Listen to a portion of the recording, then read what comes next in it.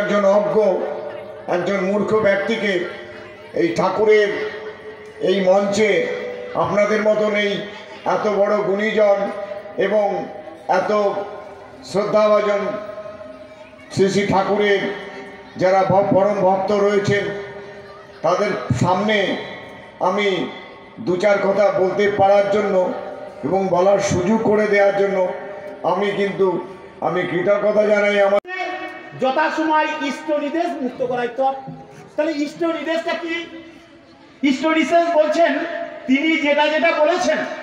এবার ইষ্ট নির্দেশটা এখন যেটা ফরওয়ার্ড হচ্ছে সেটা আচার্যের মাধ্যমে। তা আচার্যের শ্রীমুখ দিয়ে আমরা যে কথাটা পেয়েছি সেই কথা সূত্রতা হচ্ছে ইষ্ট নির্দেশ। আজকে আচার্যদের পুজোবার দাদা বর্তমান কিন্তু জ্ঞান অনুপাতিক সে বিশাল বিদ্যমান। তার 25 বছর বয়স, কিন্তু আমার হিসাবে তার বয়স হচ্ছে 1,25,000। তার বয়সটা ঠিক আমরা পরিমাপে মাপতে পারি না। যে কথাটা আমি আমার জীবনে পাই না, আমার ছেলের মাধ্যমে কিছু তার ভগবত কথা আমি শুনতে পাই। বিরাট ফিলোসফি, ঠাকুরের ফিলোসফি বসে শেষ করা যাবে না। কিন্তু ইনজিস যে কথাটা আজকে যেটা তিনি বলছেন ডিপি ওয়ার্কস, এটা নিয়ে অনেক দাদা হাইলাইট করেছেন। এই যে ডিপি ওয়ার্কসের মধ্যে দিয়ে আমরা তার কাছে যাবো। একটা মাইকের 10টা শোন, একটা অ্যাম্পলিফায়ারের মধ্যে যে গানগুলোকে শুনি, তিনি আচার্যের নির্দেশের মধ্যে এগুলো আমরা জানতে পারি। তার সংস্পর্শ আমি যতটুকু তার আদেশ নির্দেশ পালন করতে এসেছি, তিনি সেটাই বলেছেন। আচার্যের নির্দেশের মধ্যে দিয়ে আমাদের চলার একটা রাস্তা। তিনি আমাকে, আমি একটা হোল টাইম ওয়ার্কার, তিনি আমাকে এই ছোট্ট জায়গায় আর কি আমি পরমপিতা রাতুল রাগাচরণ সেই উত্তরটাদের সর্বাঙ্গীন মঙ্গল প্রার্থনা করি তার এই আয়োজন করার জন্য। যাই হোক, যুগযুগ ঈশ্বর নররূপ ধারণ করে যুগে আসেন। তিনি যখন আসেন তিনি সমস্যার সমাধানের টুক নিয়ে আসেন। তাকে জীবনে গ্রহণ করে মানুষ যখন তার বিধান মতো চলে, মানুষের জীবনে সব সমস্যার সমাধান হয়। তা আমি যে মানুষটা আপনাদের সামনে দাঁড়িয়ে কথা বলছি, এই মানুষটা ছিলাম অত্যন্ত নাস্তিক। ওই ঠাকুর এসব গুরু এসব আমার পছন্দের মধ্যে নয়। তা আমাদের শ্রদ্ধা ফরলালদারকে অন গিয়েছেন ভাতশালায় বাড়ি। তা উনি আমার বন্ধু মানুষ। তা বলছি, দাদা ঠাকুর এসেছেন, ঈশ্বর ভগবান, তার দীক্ষাটা নিতে হয়। আর দেখুন মশাই রাখেন সব ঠাকুর টুকুর, এইসব আমার দ্বারা হওয়া যাবে না। হ্যাঁ, তা সে নিত্যদিন প্রার্থনা করে। আমি কি একদিন বালতি জল ঢেলে দিলাম তার মাথার উপরে। আর কি বার